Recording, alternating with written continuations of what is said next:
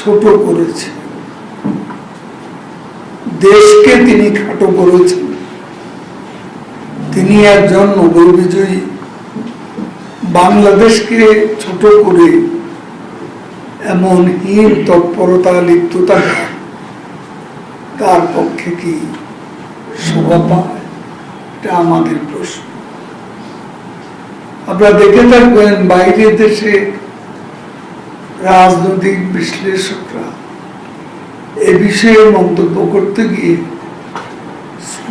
সুস্পষ্টভাবে বলেছেন তাদের দেশের কোনো বিরোধী পক্ষ দেশের অভ্যন্তরীণ বিষয়ে এবারে বাইরের দেশের হস্তক্ষেপে আহ্বান কখনো জানায় না। বর্তমান সরকার গণতান্ত্রিকভাবে নির্বাচিত, সাংবিধানিকভাবে বৈধ সরকার। গণতন্ত্র সাংবিধানিক প্রক্রিয়ায় সরকারের পরিবর্তন হওয়া সম্ভব। আমরা লক্ষ্য করছি যে সময়ে বাংলাদেশের একাধিক আদালতে ডক্টর মোহাম্মদ ইউনূসের বিরুদ্ধে অর্থ পাচার সহ নানা দুর্নীতি ও অপরাধের বিচার চলমান রয়েছে, ঠিক সে সময় তিনি বাংলাদেশের উপর আন্তর্জাতিক হস্তক্ষেপের জন্য বিশ্ব সম্প্রদায়কে অনুরোধ করছেন এবং এদেশে অসাংবিধানিকভাবে এটা নতুন নির্বাচনের ব্যবস্থা করার জন্য অনুরোধ করেছে।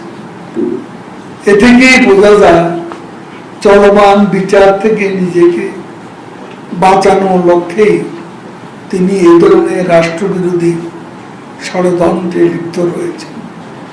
তার এই সকল বেআইনি অপরাধমূলক কর্মকাণ্ডের আমরা নিন্দা করছি এবং প্রচলিত আইনে তার বিরুদ্ধে ব্যবস্থা গ্রহণের জন্য সরকার সহ সংশ্লিষ্ট সকলকে অনুরোধ জানাচ্ছি। আপনারা দেখেছেন সম্প্রতি সংগঠিত বিএনপি, জামাত, ছাত্রদল শিবিরের সন্ত্রাসী গোষ্ঠী, সন্ত্রাস, সহিংসতা, নারকীয় হত্যাযজ্ঞের অসংখ্য তথ্য একের পর এক উন্মোচিত করছে, যা থেকে প্রমাণিত এই ধ্বংসযজ্ঞ সুপরিকল্পিতভাবে জামাত সংগঠিত করেছে। সারা দেশ থেকে তারা তাদের সন্ত্রাসীদের ঢাকা এনে হত্যা, সন্ত্রাস, ধ্বংসলীলা মেতে উঠেছে। যাদেরকে চিহ্নিত করা হয়েছে তাদের স্বীকারোক্তির মাধ্যমে উঠে এসেছে বিএনপি, জামাত ক্ষমতা দখলের ষড়যন্ত্র বাস্তবায়নে কিভাবে এই ধ্বংসযজ্ঞ চালিয়েছে। তাদের নেতা তারেক রহমান লন্ডনে বসে উস্কানি দিয়ে যাচ্ছে, নির্দেশনা দিয়ে যাচ্ছে। সেই নির্দেশনা নীল নকশা অনুযায়ী বিএনপি, জামাত, ছাত্রদল, শিবির এবং তাদের জঙ্গি গোষ্ঠী ভয়াবহ ধ্বংসযজ্ঞ, হত্যাকাণ্ড চালিয়েছে। আমরা এখানে একটা কথা বলতে চাই, এই যে হত্যাযজ্ঞ সংগঠিত হয়েছে, তদন্ত হচ্ছে, তদন্তের সত্য বেরিয়ে আসবে, এটাই আমরা আশা করি। তবে এই বিষয়টা আমাদের সকলকে ভাবতে শিখিয়েছে যে আন্দোলন দেখতে গিয়ে শিশু মারা গেছে গুলি খেয়ে। গুলিটা কোথায়? মাথা। জানালা দিয়ে বাইরে তাকাতে গিয়ে গুলিবিদ্ধ শিশু। গুলিটা কোথায়? মাথা। এইরকম কিছু মিছিল দেখতে গিয়ে শিশু গুলিবিদ্ধ। গুলিটা কোথায় পড়েছে? মাথায়। এই বিষয়টা তদন্ত কমিটি তদন্ত করা অবস্থায় আমরা তাদের প্রভাবিত করতে পারি না। তবে এই রহস্য এটা উন্মোচন করা দরকার। আমাদের কাছে যতটা খবর আছে আমরা মনে করি যে আন্দোলনকারীদের মিছিলে জঙ্গি গোষ্ঠী অনুপ্রবেশ করে, খুব কাছে থেকে অনেককে গুলি করে। সেখানে হতাহতের ব্যাপারটা এখানেও আমাদের ভাবতে হবে। জঙ্গিরা ছদ্মবেশে আন্দোলনের মুখে পড়ে কাছে থেকে গুলি করেছে, এমন ঘটনাও ঘটেছে বলে আমাদের কাছে ইনফরমেশন আছে।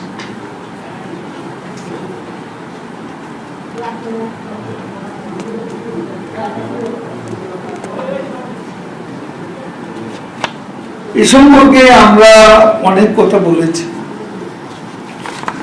আমার মনে হয় এ বিষয়ে নতুন করে পুরানো কথা বলতে চাই না। আমরা আমাদের পার্টি বাংলাদেশ আওয়ামী লীগ, আমাদের প্রধান শক্তি বাংলাদেশের জনগণ, কোন প্রাণহানি আমাদের কাম্য নয়। বিএনপি জামাত অপশক্তির হীন রাজনৈতিক উদ্দেশ্য বাস্তবায়নে নারকীয় ধ্বংসযজ্ঞ হত্যাকাণ্ড আমাদেরকে ব্যথিত করেছে, মর্মাহত করেছে। দেখামাত্র গুলি নির্দেশের বিষয়ে ভুল বার্তা দেওয়া হচ্ছে। কোন আন্দোলনকারীর উপর গুলি চালানোর নির্দেশনা আইন শৃঙ্খলা বাহিনীকে কখনো দেওয়া হয়নি, এবং সেনাবাহিনী নিয়োগ, কারফিউ জারি, এরপর সেনাবাহিনী কোথাও একটা গুলি চলেছে, সে ধরনের কোন খবর আমাদের জানা নেই। তারপরেও আমরা বলব তদন্ত হচ্ছে, সঠিক তদন্তের মাধ্যমে সত্য বেরিয়ে আসবে। প্রতিটি হত্যাকাণ্ডের ব্যাপারেই তদন্ত হবে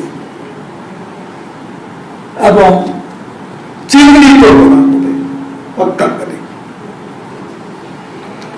আমাদের দেশপ্রেমিক সেনাবাহিনী, আইন শৃঙ্খলা বাহিনীর সদস্যরা সর্বোচ্চ দায়িত্বশীলতার পরিচয় দিয়ে ধৈর্য ধারণ করে পরিস্থিতি স্বাভাবিক পর্যায়ে আনার চেষ্টা চালাচ্ছে। আমরা আইন শৃঙ্খলা বাহিনীর প্রতি আহ্বান জানাবো,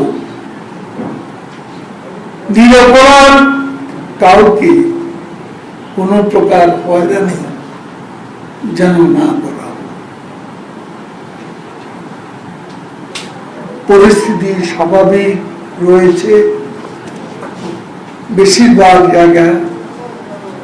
এটা বজায় রাখতে সবাইকে নিজ নিজ এলাকায় দায়িত্বশীলতার সঙ্গে কাজ করতে হবে। আমরা অগাস্ট শোকের মাস, আজকে আমাদের শোক মিছিল ছিল, সারা বাংলাদেশে আছে, কিন্তু ঢাকায় আমরা এনেছি শুক্রবার বিকেল 3টায় ইঞ্জিনিয়ার্স ইনস্টিটিউশন থেকে বঙ্গবন্ধু ভবন পর্যন্ত শোক মিছিল হবে। আজকে রাস্তায় এমনিতে যানজট আছে। মেট্রো রেল কেন হয়েছে, এলিভেটেড এক্সপ্রেসওয়ে কেন প্রধানমন্ত্রী নির্মাণ করেছে, এখন কি অবস্থা ঢাকা সিটিতে? মেট্রো রেল না থাকলে, এলিভেটেড না থাকলে যে অবস্থা, এরকম অবস্থায় ভোগান্তির সৃষ্টি হবে। সেজন্য আমরা আজ বৃহস্পতিবার রাস্তা শোক মিছিল প্রোগ্রাম আমরা স্থগিত করেছি ঢাকা। এটা আগামীকাল বিকেলে অনুষ্ঠিত হবে। আমি সাংবাদিকরা আমাদের সম্মানিত নাগরিক, আমরা তাদেরকে সম্মান করি। তারা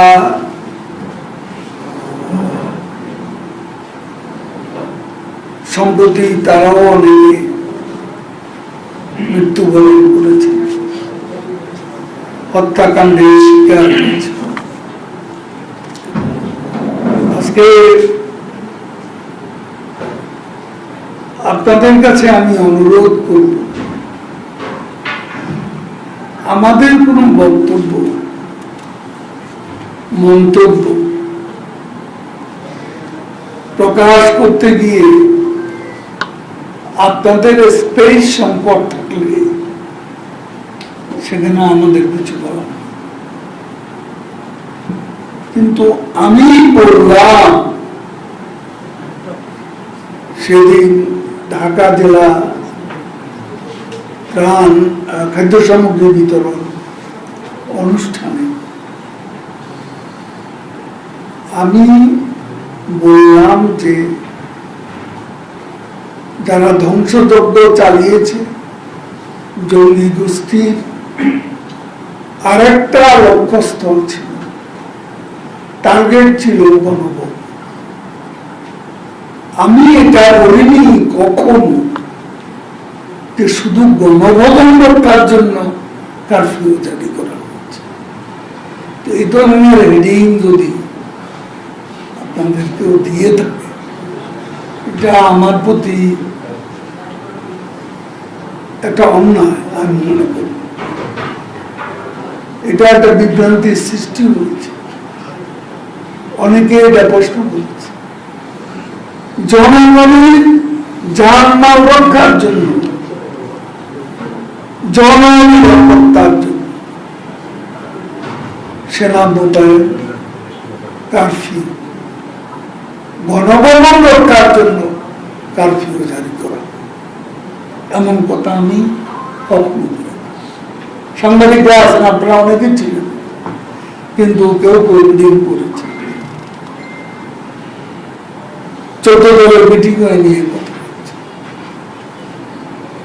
তো যার সেখানে যারা ছিল তাদের নেতারা সেটা পরিষ্কার করেছে। আমি কারো নাম ধরে কিছু বলতে চাই না, আপনাদের বিবেকের উপর ছেড়ে দিল। সবাইকে ধন্যবাদ।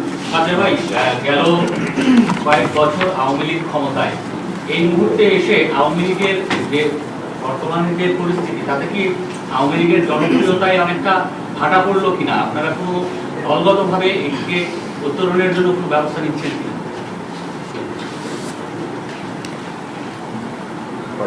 ইলেকশনটা হলো 5.5 মাস আগে, এবং তখন 42+। সারা বিশ্ব পরিস্থিতিতে চলমান সময়ে এই উপস্থিতি কম, আমরা বলেছি সন্তোষজনক। এরপর উপজেলা যে নির্বাচন হয়েছে, যেখানে যেখানে প্রতিদ্বন্দ্বিতা হয়েছে সেখানে অনেক বেশি টার্ন আউট। এখানে দেখুন, নারকীয় যে তাণ্ডব, এই নরসিংদীর কারাগারে যে জঙ্গি হামলা, এর সাথে জনপ্রিয়তার কোন সম্পর্ক। আর আমরা তো অস্ত্র নিয়ে রাস্তায় দাঁড়াই না, আমরা নিরস্ত্রের উপর সশস্ত্র হামলা হয়েছে। রাষ্ট্রীয় স্থাপনাগুলো নিরস্ত্রের উপর সশস্ত্র হামলা হয়েছে।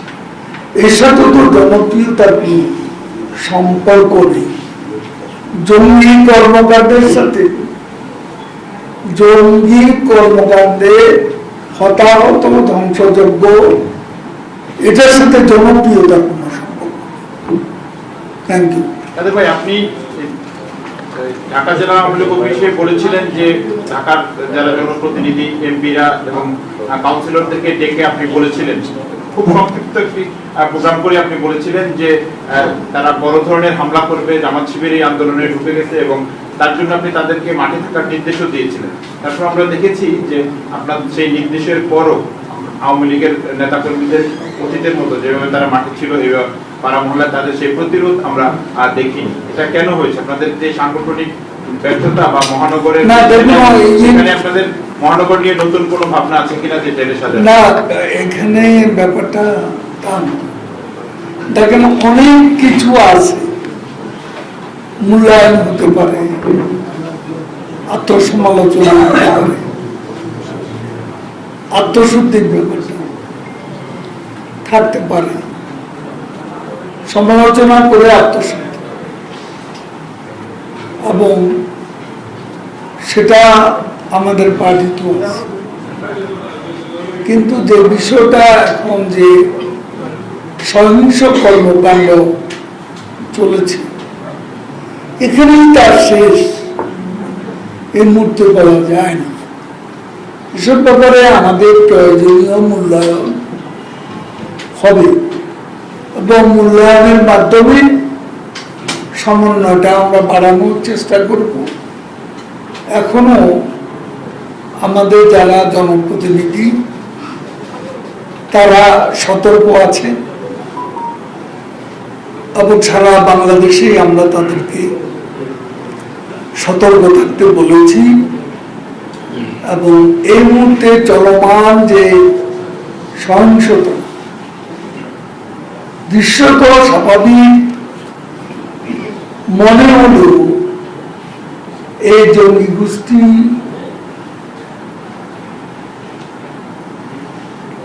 যে নীরবতা, এখন এই নীরবতা তাদের পুনরাক্রমণের পূর্ব সংকেত। কাজেই এই মুহূর্তে আমরা ভেতরের বিষয়গুলো, দুর্বলতাগুলো আমরা পর্যবেক্ষণ করছি, কিন্তু এ নিয়ে কোনো ব্যবস্থা এই মুহূর্তে করা সম্ভব হচ্ছে না। সময় মতো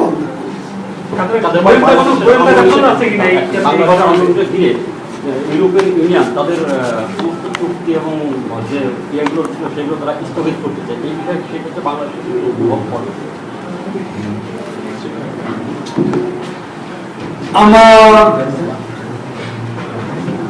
জানা মতে এগুলা অনেক গুজব জন্ম আছে, এটা বাস্তবে সত্য কিনা বাস্তবে দেখতে হবে। Thank you.